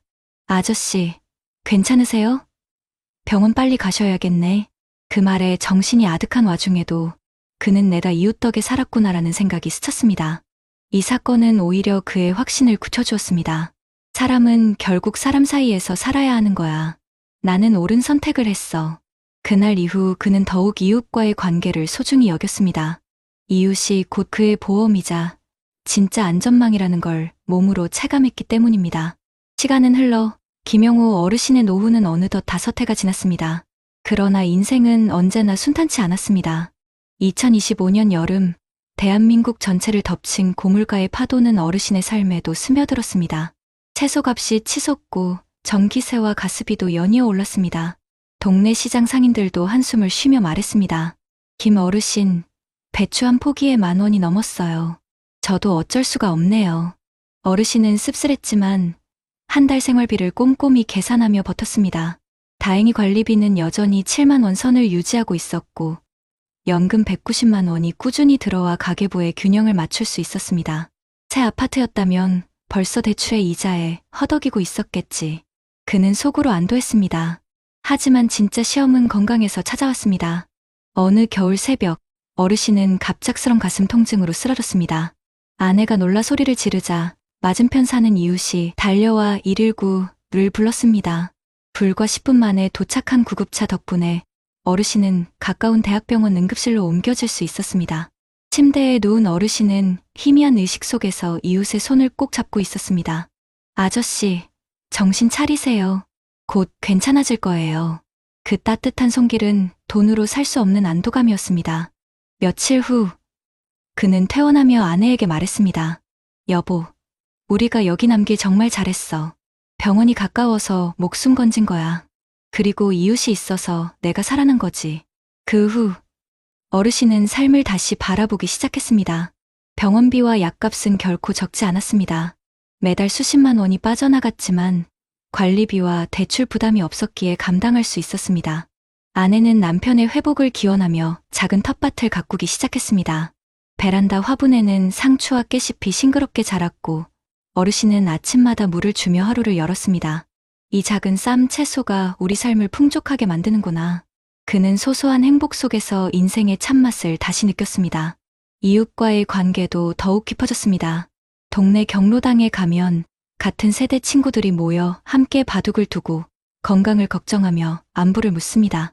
명절이면 서로 반찬을 나누고 생일이면 작은 케이크라도 건네는 정이 있었습니다.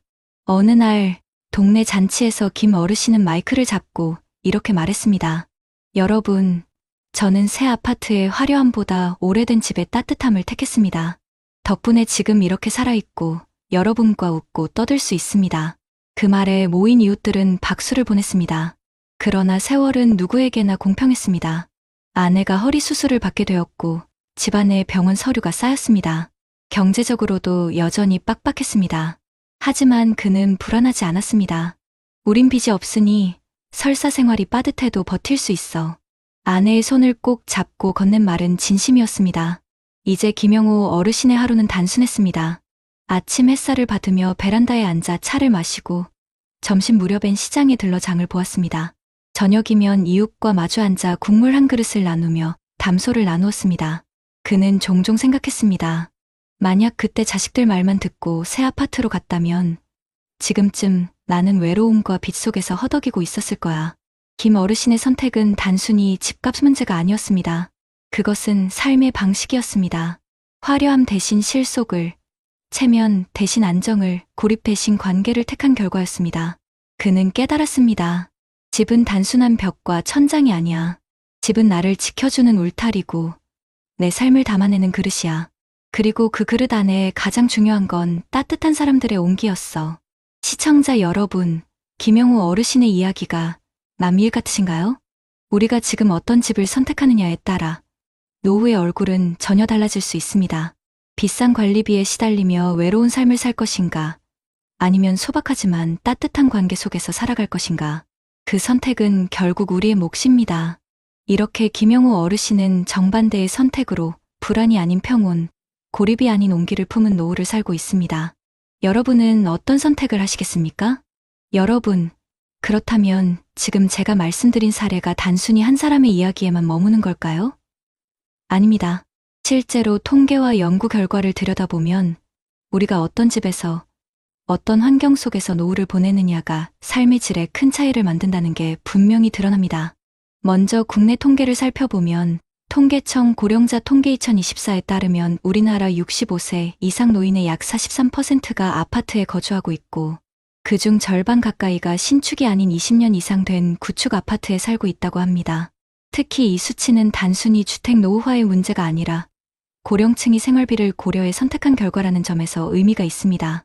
보건복지부가 발표한 노인 실태 조사 2023에서도 흥미로운 결과가 나왔는데요.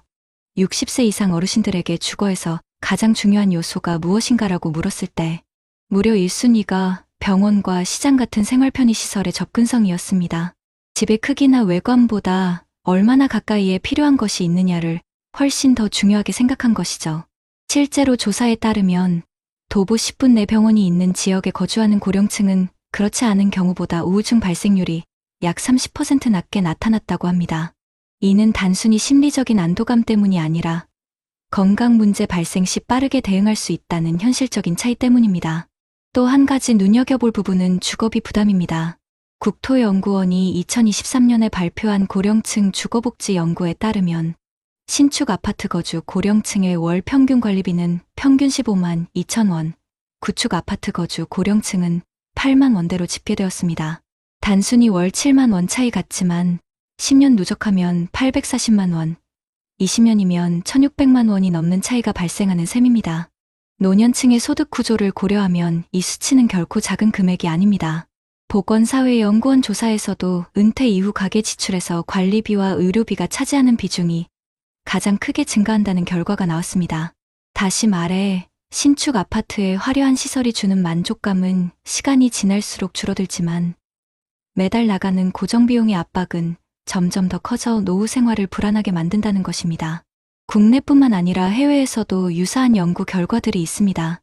세계보건기구 WHO가 고령자 주거 환경에 대해 발표하는 노인의 건강과 행복에 있어 주거의 핵심 요소로 accessibility 접근성과 커뮤니티 공동체를 꼽았습니다.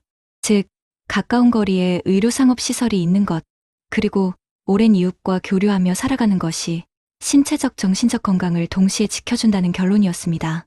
또한 영국 런던에서 발표한 내용에 따르면 신축 고층 아파트에 거주하는 노인들이 구축 아파트나 단독주택에 거주하는 노인들보다 사회적 고립감 점수가 평균 1.5배 높게 나타났습니다. 이는 우리나라 김영호 어르신 사례와 정확히 맞아떨어지는 지점입니다. 새 아파트는 시설은 좋지만 이웃 간의 관계 형성이 어려워 외로움이 커질 수 있다는 것이죠. 한편 일본의 국토교통성이 발표한 고령사회 주거환경연구 2020에서도 주목할 만한 결과가 있습니다. 일본 역시 초고령사회로 접어들며 우리나라와 비슷한 고민을 겪고 있는데요. 조사 결과 병원, 약국, 시장이 도보 15분 내에 있는 지역에 사는 고령자의 평균 수명이 2.3년 더 길었다는 통계가 나왔습니다. 단순히 오래 사는 것이 아니라 건강한 상태로 살아가는 기간, 즉 건강 수명이 더 길다는 것이죠. 이는 우리에게 매우 시사적인 메시지를 줍니다. 화려한 아파트 자체가 삶을 연장시켜주는 게 아니라 얼마나 생활 기반이 가까이 있는가가 결국 노후의 질을 결정한다는 겁니다. 또 다른 중요한 포인트는 이웃과의 관계입니다. 한국보건사회연구원이 2023년에 발표한 노인 고립 실태 보고서에 따르면 이웃과 정기적으로 교류하는 고령층은 그렇지 않은 고령층보다 주관적 행복도가 2배 이상 높다는 결과가 나왔습니다. 특히 20년 이상 같은 아파트에 거주하며 이웃과 관계를 쌓아온 고령층은 위기 상황 발생 시 도움을 받을 확률이 현저히 높았습니다. 이는 앞서 사례에서 말씀드린 것처럼 옆집에서 창문을 살피거나 국한 그릇을 나눠주는 그 작은 행동이 때로는 생명을 구하는 안전망이 될 수 있다는 사실을 뒷받침합니다. 해외 연구에서도 유사한 결론이 반복됩니다. 미국에 실린 논문에서는 사회적 유대가 강한 주거환경에 사는 노인의 사망 위험률이 그렇지 않은 노인에 비해 20% 낮다는 결과가 보고되었습니다. 결국 이웃과의 연결이 건강과 생존에 직접적인 영향을 미친다는 것이죠. 이렇듯 국내외 수많은 연구와 통계가 공통적으로 말하는 것은 분명합니다. 나이가 들수록 중요한 것은 새로움이 아니라 가까움입니다. 가까운 병원, 가까운 시장, 가까운 이웃, 그리고 관리비와 주거비 같은 고정비용에서 오는 부담을 최소화하는 것. 이것이 결국 노후의 행복과 안전을 좌우한다는 사실입니다. 김영호 어르신이 택했던 오래된 아파트라는 선택은 단순히 고집이 아니라 통계와 연구 결과로도 뒷받침되는 현명한 결정이었던 것입니다. 여러분도 혹시 지금 고민하고 계신가요? 남들 눈에 좋아 보이는 반짝이는 집이 정말 내 삶을 지켜줄 수 있을까? 아니면 낡았지만 따뜻한 집이 더 안전한 울타리가 되어줄까? 이 질문 앞에 선다면 오늘 말씀드린 통계와 연구들이 작은 길잡이가 되어줄 수 있을 겁니다. 여러분, 그렇다면 이런 문제를 어떻게 해결할 수 있을까요? 전문가들은 한 목소리로 말합니다. 노후 주거의 본질은 화려한 건물이 아니라 생활 안정과 돌봄 네트워크라고요. 그래서 정부와 지자체는 실제로 다양한 정책을 내놓고 있습니다. 먼저 대한민국의 현실부터 살펴보면 보건복지부는 2023년부터 커뮤니티 케어 선도 사업을 확대해 고령자들이 살던 집이나 지역에서 돌봄 서비스를 받을 수 있도록 지원하고 있습니다. 즉, 병원과 멀리 떨어져 있는 고령자라도 방문 간호, 방문 재활 같은 서비스를 이용할 수 있는 거죠. 특히 서울시와 부산시 같은 대도시에서는 어르신 주거복지 지원센터를 운영하며 20년 이상 된 노후 아파트 단지를 리모델링하거나 커뮤니티 공간을 설치해 이웃교류를 촉진하고 있습니다. 경기도 성남시는 맞춤형 리모델링 지원 사업을 통해 고령자 가구의 낡은 욕실이나 부엌을 무상으로 보수해주고 있고, 전라북도 전주시는 고령 친화 도시 재생 사업을 추진하면서 골목길을 정비하고 소규모 의원약국과 연계해 어르신들이 도보로 이동 가능한 생활권을 보장하고 있습니다.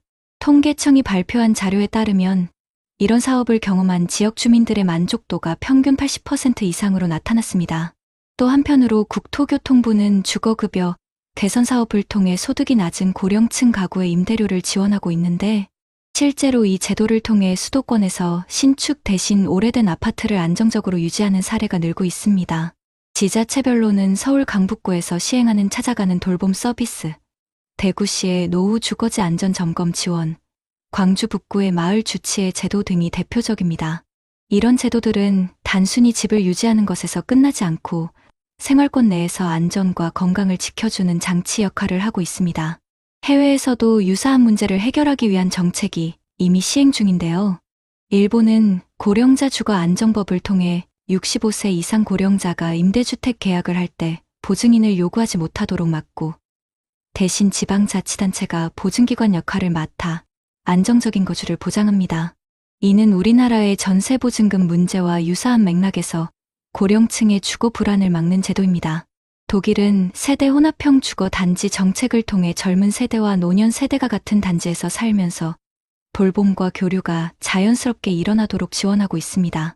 예를 들어 베를린의 한 노후 아파트 단지는 1층에는 어린이집을 두고 상층에는 노년층 주거 공간을 배치해 서로 돕는 구조를 만들었습니다. 북유럽 국가인 덴마크와 스웨덴은 헬시 에이징타운 프로젝트를 통해 지방 중소도시의 의료, 약국, 생활편의 시설을 도보 10분 이내에 두도록 법제화했습니다. WHO에서도 권장하는 10분 생활권 정책이 이들 나라에 뿌리내리며 고령자들의 고립감을 줄이고 있습니다. 국내 전문가들도 강조합니다. 고령층이 행복한 노후를 보내기 위해서는 무리한 대출을 피하고 생활권 내 편의시설이 갖춰진 지역에서 이웃과 연결을 유지하는 것이 가장 중요하다. 실제로 국내 연구 자료를 보면 고령층이 건강 주거 관계 이 세 가지 조건을 충족했을 때 삶의 만족도가 평균 2배 이상 높아졌다고 합니다. 결국 해결책은 거창하지 않습니다. 우리 주변의 오래된 아파트를 버리기보다는 정부와 지자체 지원을 받아 리모델링하고 이웃과 함께하는 공간을 회복하며 병원과 시장이 가까운 생활권을 지켜내는 것입니다. 여러분, 지금 당장 반짝이는 신축만 바라보다 보면 정작 중요한 가치를 놓칠 수 있습니다. 하지만 지금 소개해드린 제도와 해외 사례처럼 우리가 생활하는 이 자리에서부터 삶을 더 안전하고 따뜻하게 바꾸는 방법은 이미 준비되어 있습니다. 중요한 건 그것을 알고 선택하는 우리의 지혜입니다. 선생님들, 오늘 들으신 두 어르신의 이야기 어떻게 보셨나요? 한 분은 번쩍이는 새 아파트의 텅 빈 고요함 속에서 한숨을 쉬셨고, 다른 한 분은 낡았지만 사람 사는 소리로 가득한 집에서 온기를 느끼셨습니다. 평생을 열심히 살아오신 귀한 세월의 끝자락에서 어쩌다 이리 다른 노후를 맞게 되신 걸까요? 자식들에게 좋은 모습 보이고 싶은 마음, 남들처럼 번듯하게 살고픈 마음 왜 없으셨겠어요? 하지만 우리가 흔히 더 좋은 거지라고 믿었던 것들이 어쩌면 우리를 더 외롭게 만드는 건 아니었을까요? 이 두 분의 모습을 보면서 저도 제 노후를, 그리고 우리 선생님들의 노후를 다시 한번 생각하게 됩니다. 엘리베이터에서 마주쳐도 서로 눈길 한번 주지 않는 차가운 복도를 걷는 삶과 어디 아픈 데는 없냐며 넌지시 안부를 물어오는 이웃이 있는 삶. 선생님께서는 어떤 모습에 더 마음이 가시나요? 매달 날아드는 고지서에 가슴 졸이며 잠 못 이루는 밤과 빚 걱정 없이 두 발 뻗고 편히 주무시는 밤. 어느 쪽이 더 평온할까요? 어쩌면 우리는 너무 오랫동안 잊고 살았는지 모릅니다. 노후에 진짜 필요한 재산은 통장의 숫자나 아파트 평수가 아니라 바로 이런 것들이라는 사실을요. 빚 걱정 없이 두 발 뻗고 잘 수 있는 편안한 잠자리, 아프면 언제든 달려갈 수 있는 가까운 병원, 그리고 김치 한 쪽이라도 스스럼 없이 나눌 수 있는 따뜻한 이웃. 이 세 가지만 우리 곁에 있다면 그 어떤 화려한 집보다 더 든든하고 풍요로운 노후가 되지 않을까요? 오늘 이야기는 먼 나라 이야기가 아닙니다. 바로 우리 모두의 내일이 될 수 있습니다. 어떤 집에서 어떤 모습으로 늙어갈 것인지 그 선택은 바로 우리 자신의 몫입니다. 부디 선생님들의 마지막 보금자리가 차가운 외로움이 아닌 사람 사는 따스함으로 채워지기를 저는 진심으로 바랍니다. 마지막으로 이 말씀 꼭 드리고 싶습니다. 집이란 건 언젠가 우리가 떠날 때 남겨지는 재산이 아닙니다. 살아있는 동안 고된 세상살이로부터 우리를 말없이 안아주는 따뜻한 품이어야 합니다. 그 품 안에는 반짝이는 대리석보다 서로의 얼굴을 마주보고 웃어줄 사람이 있어야 하지 않을까요? 늦지 않았습니다. 오늘 저녁 엘리베이터에서 이웃을 만나면 먼저 웃으며 인사 한번 건네보는 건 어떨까요? 그 작은 시작이 우리의 노후를 바꾸는 가장 지혜로운 첫걸음이 될 겁니다. 오늘도 긴 이야기 들어주셔서 정말 감사합니다. 부디 편안하고 따뜻한 저녁 보내시길 바랍니다. 사람들은 100세 시대가 축복이라고들 하죠. 하지만 저에겐 그저 하루하루가 불안했습니다. 나이 드니 몸은 여기저기 쑤시고 자식들한테 짐되기 싫어서 평생 모은 5천만 원을 손에 꽉 쥐고 있었거든요. 그런데 그저 다정했던 그 목소리, 따뜻했던 그 관심 한 번에 제 전 재산이 그냥 공중으로 날아가 버렸습니다. 그 사람들은 처음부터 제 돈을 노린 게 아니었어요. 제 외롭고 허전한 마음을 먼저 훔쳐갔던 겁니다. 이 방송 보시는 분들, 이거 절대 남의 일 아닙니다. 그러니 제발 제가 오늘 드리는 이 억울한 사연 끝까지 꼭 좀 들어주세요. 제발요. 2025년 가을이 깊어가는 인천의 한 오래된 아파트. 69세 최민준 씨의 하루는 30년 넘게 맞춰온 시계처럼 정확하게 시작되었습니다. 새벽 6시 정각, 알람 소리 없이도 저절로 눈이 떠졌습니다. 그는 평생을 중소기업 인사팀 부장으로 살며 몸에 익힌 습관대로 침구부터 반듯하게 정리했습니다. 그의 작은 서재는 그의 인생이 담긴 박물관과도 같았습니다. 책상 한가운데에는 퇴직할 때 동료들에게 선물 받은 만년필이 정갈하게 놓여 있었습니다. 바르고 부지런하게라는 뜻의 근정이라는 두 글자가 새겨진, 이제는 손때가 묻어 반질반질해진 만년필이었죠. 그는 부드러운 천으로 만년필을 정성껏 닦는 것으로 하루를 열었습니다. 젊은 시절 사람의 됨됨이를 파악하려 날카롭게 번뜩이던 그의 눈썰미는 이제 돋보기 넘어 신문 활자를 좇는데 쓰이고 있었습니다. 만년필을 쥐고 그날의 주요 경제 기사를 베껴 쓰는 것이 그의 중요한 일과였습니다. 최 부장, 그 이름은 자부심이자 그의 세상 전부였습니다. 평생 사람을 살피고 평가하고 때로는 매정하게 돌아서야 하는 일을 했습니다. 사람 하나는 제대로 본다는 자부심으로 버텨온 인생이었습니다. 하지만 서재를 나서는 순간 그의 세상은 좁고 고요해졌습니다. 5년 전 아내와 사별하고 하나 있는 아들은 서울에서 재살기 바빴습니다. 이따금 걸려오는 아들의 전화는 늘 짧았습니다. 아버지, 식사는 하셨어요? 별일 없으시죠? 아, 네, 지금 회의 들어가야 해서요. 제가 주말쯤 보고 다시 전화드릴게요. 그 주말이 몇 달째 오지 않고 있다는 걸 애써 모른 척했습니다. 아들 녀석도 먹고 살기 힘든 세상이니까요. 문제는 통장에 찍힌 퇴직금 1억 5천만 원이었습니다. 은행에 넣어두자니 하루가 다르게 오르는 물가에 돈의 가치가 녹아내리는 것만 같았습니다. 뉴스에서는 연일 사상 최악의 고물가, 마이너스 금리 시대의 도래 같은 무서운 말들만 쏟아져 나왔습니다. 30년 넘게 일한 대가가 이대로 쪼그라들어 나중에는 아들에게 손 벌리게 될지도 모른다는 생각에 밤잠을 설치기 일쑤였습니다. 그가 매일 아침 만년필을 들었던 것은 어쩌면 무너지는 현실 속에서 나는 아직 괜찮다는 주문을 외우고 싶었던 건지도 모릅니다. 그 단단하던 일상에 균열이 생긴 것은 동네 복지관에서였습니다. 어르신을 위한 알기 쉬운 경제교실. 시간을 때우러 나간 강좌였지만 내용은 귀에 들어오지 않았습니다. 그때 강연이 끝나고 멍하니 앉아있는 그에게 한 남자가 다가왔습니다. 자신을 한국 시니어 재정연구소 소속의 김진성 팀장이라고 소개한 서글서글한 인상의 젊은이였습니다. 아버님, 강의 내내 꼼꼼히 메모하시는 모습이 정말 인상 깊었습니다.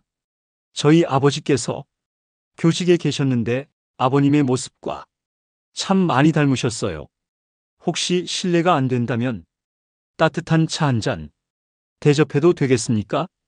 김 팀장은 이상한 사람이었습니다. 복지관 근처 찻집에서 그는 투자나 상품 이야기는 한마디도 꺼내지 않았습니다. 대신 최민준 씨의 빛바랜 무용담을 아들처럼 들어주었습니다. 인사팀장으로 일하며 사람 때문에 속 썩었던 이야기, IMF 때 회사를 지키려 동료들을 내보내며 밤새 울었던 이야기까지. 김 팀장은 연신 고개를 끄덕이며 진심으로 감탄했습니다. 아버님, 정말 대단하십니다. 한평생을 그렇게 치열하게 살아오셨군요. 존경스럽습니다. 그 말 한마디에 최민준 씨는 지난 몇 년간 아들에게서도 들어보지 못했던 위로를 받았습니다. 그날 이후 김 팀장은 아들보다 더 자주 전화를 걸어왔습니다. 아버님, 오늘 미세먼지가 심하다는데 외출하지 마세요. 지난번에 허리가 안 좋다고 하셨는데 병원은 다녀오셨어요? 그 다정한 목소리는 텅 빈 집에 울리는 유일한 소리였습니다. 어느 주말 오후 그는 근처에 고객이 있어 왔다며 최민준 씨의 집을 방문했습니다. 양손에는 값비싼 건강식품 상자가 들려 있었습니다. 그는 집안을 둘러보며 가족사진 앞에서 한참을 머물렀습니다. 아버님, 정말 고생 많으셨습니다. 이제는 누구 눈치 보지 마시고 아버님 자신을 위해서 편안하게 사셔야죠. 자식들한테 아쉬운 소리 안 하고 폼 나게요. 그 말이 최민준 씨의 가슴 가장 아픈 곳을 정확히 찔렀습니다. 평생의 자존심, 아들에게만큼은 짐이 되고 싶지 않았던 마음. 김 팀장은 그걸 귀신같이 알고 있었습니다.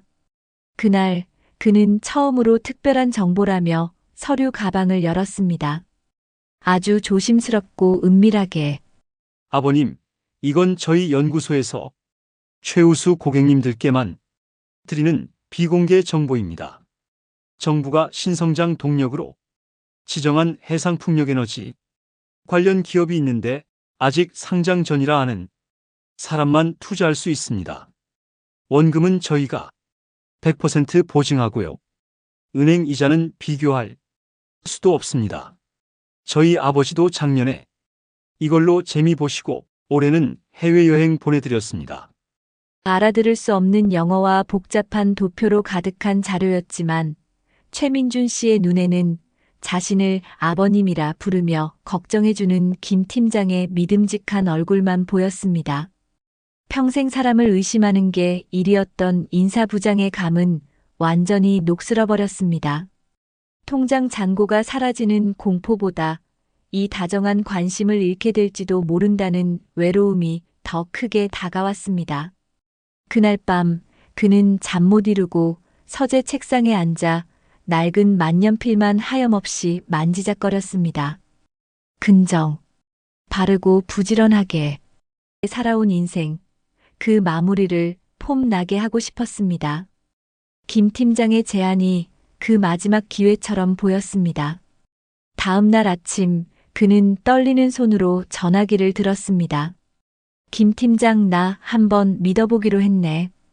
그날 오후 그는 현금처럼 바로 인출 가능한 정기예금 2개를 해지했다. 창구 직원이 고객님, 금액이 크신데 투자 목적이시면 꼭 상품 설명서를 확인하시고요라고 말했지만 가는 고개만 끄덕였다. 서류를 들고 나오며 주머니에서 만년필을 꺼냈다. 계약서 하단 투자 위험 고지에 또렷이 서명을 남겼다. 첫 송금은 5천만 원이었다. 김 팀장은 입금 직후 전화를 걸어 아버님, 정말 현명하십니다. 내일자로 우선주 배정을 넣어드리겠습니다라고 힘주어 말했다. 그날 밤 최민준 씨는 오래된 전기포트에 물을 올려 차를 우리며 아들에게 전화를 걸까 말까 망설였다. 잘 되면 말해도 늦지 않다. 그는 통화 기록을 닫고 서재로 돌아가 만년필을 천으로 다시 한번 닦았다. 일주일 뒤 김 팀장은 수익 현황이라는 표를 보냈다. 예상 누적 수익률 7.8%. 초기 배당 잡히면 추가로 넣으시는 분들 많습니다. 말끝마다 아버님을 붙이던 목소리는 다정해졌다. 그는 결국 2번에 나눠 나머지 돈도 보냈다. 총액 1억 5천만 원. 마침내 통장에는 생활비 몇백만 원만 남았다. 그 밤 그는 벽에 기대어 앉아 가족사진 아래에서 한참을 있었다. 둘째 주 월요일 아침 문자 수신이 멈췄다. 회의 중이라 잠시 후 연락드리겠습니다. 그 문자가 마지막이었다. 전화는 통화 중 혹은 전원이 꺼져 있습니다로 돌아왔다. 그는 복지관 안내문에서 본 주소를 찾아 나섰다. 낡은 상가 골목 3층. 간판은 벗겨져 있었고 유리문 안쪽엔 임대문의 종이만 바람에 흔들렸다. 그는 엘리베이터 앞 좁은 복도에서 한동안 움직이지 못했다. 손에 쥔 서류 봉투 위에 만년필이 떨어지며 짧은 금속성 소리가 났다. 오래 쥐어 반질해진 그 만년필은 순간 낯설게 보였다. 제가 뭘 놓친 거죠? 그의 귓가에 스스로의 목소리가 메아리 쳤다. 그는 결국 지구대에 들렀다. 그는 멈췄다. 담당 형사는 최근 같은 유형이 많다며 피해 사실 확인서를 작성했다. 계좌가 얽힌 법인은 이미 해산 공고가 났고 대표 전화는 대포폰이었다.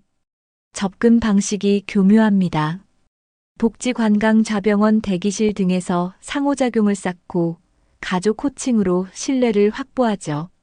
그는 고개를 끄덕였다. 형사가 연락망이나 서류 사진을 남겨두신 게 있냐고 묻자 그는 주머니에서 만년필과 함께 접어둔 메모지를 꺼냈다. 날짜, 시각, 대화 요지, 계좌번호. 자필로 빼곡했다. 밤이 깊어 돌아온 집은 넓었다. 부엌 시계 초침이 벽을 두드렸다. 그는 찻잔 옆에 만년필을 눕히고 불을 껐다. 잠결에 아들의 카카오톡 메시지가 떴다. 아버지, 이번 주는 지방 출장이 생겨서요. 다음에 꼭 봬요. 화면이 다시 어두워졌다. 새벽녘 그는 서재 불을 켰다. 비어버린 통장 내역을 인쇄해 모아두고 종이 위에 네모칸을 그리기 시작했다. 입금, 출금, 통화 방문 표제. 맨 윗줄에 강조선. 그는 한 칸씩 날짜를 채우며 손을 멈추지 않았다. 다음 날 그는 복지관 상담 창구에 들러 담당 사회복지사와 마주 앉았다. 혼자서 결정하셨군요.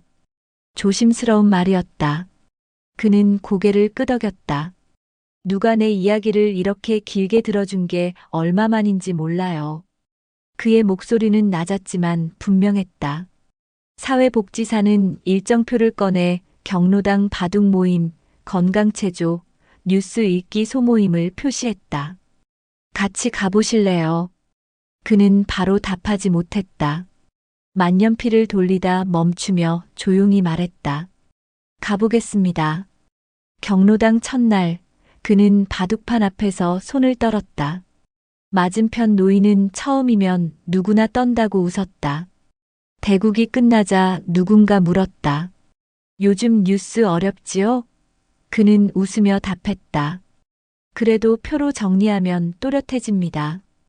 그날 저녁 집에 돌아와 그는 아들에게 먼저 전화를 걸었다. 민수야, 오늘은 내가 좋은 곳에 다녀왔어. 통화는 길지 않았지만 이후의 정적은 전과 달랐다. 그는 형사와 연락을 이어갔다. 송금 경로 추적, 관련 계좌 동결 신청, 공동대응센터 신고. 시간이 걸린다고 했다. 그는 이번엔 조급해하지 않기로 마음먹었다. 대신 매일 아침 만년필로 같은 문장을 베껴 썼다. 서두르지 않되 멈추지 않는다. 어느 날 형사가 말했다. 비슷한 피해자분들이 있습니다. 경로당에서 사례를 나눠주실 수 있을까요? 그는 잠시 말이 없었다가 말했다. 제가 할 수 있을까요? 작은 발표는 경로당 강의실에서 열렸다. 그는 스크린 대신 손수 만든 양식 몇 장을 돌렸다. 표의 맨 윗줄엔 붉은 펜으로 적힌 문장 하나. 처음 다가오면 첫 제안은 미룬다. 그는 사건을 시간순으로 정리한 표대로 읽었다. 마지막 장을 넘기며 그는 만년필을 가볍게 들어보였다. 이게 제 직업의 마지막 습관이자 제가 붙들 수 있었던 도구였습니다. 말이 끝나자 앞줄에 한 노인이 손을 들었다. 나도 비슷했소. 다른 사람도 고개를 끄덕였다. 누군가는 웃었고 누군가는 한숨을 쉬었다. 누구도 박수를 크게 치지 않았다. 그러나 흩어지는 사람들의 걸음이 전보다 조금 붙어 다녔다. 복도 끝에서 누군가 그에게 말했다. 다음에 차 한잔 하시지요. 그가 고개를 숙였다. 예, 좋습니다. 가을비가 그친 저녁, 그는 현관문을 잠그고 서재 불을 껐다. 거실을 지나며 사진 앞에 한번 멈췄다. 그리고 만년필을 제자리 천 위에 눕혔다. 뚜껑을 닫는 소리가 작게 울렸다. 그는 커튼을 젖혔다. 골목 입구 가로등 불빛 아래 비가 잔잔히 마르고 있었다. 전화기가 가볍게 떨렸다. 아버지, 다음 주엔 진짜 뵐게요. 저도 보고 싶습니다. 그는 답장을 길게 쓰지 않았다. 그래, 난 잘 지낸다. 그 말 뒤에 작은 점을 하나 찍고 만년필을 내려놓았다. 그는 알았다. 되찾아야 할 것은 돈뿐만이 아니라 말의 자리를 다시 채우는 일이었다. 다음 날 일정표엔 네모칸들이 빼곡했다. 바둑 체조, 신문 읽기, 형사 연락, 발표 준비. 매니 여백에 그는 붉은 펜으로 한 줄을 더 그었다. 오늘도 기록한다. 오늘도 누군가와 말을 건다. 그 줄을 그으며 그는 서랍을 닫았다. 문이 닫히는 소리 뒤 집안 공기는 어제와 달랐다.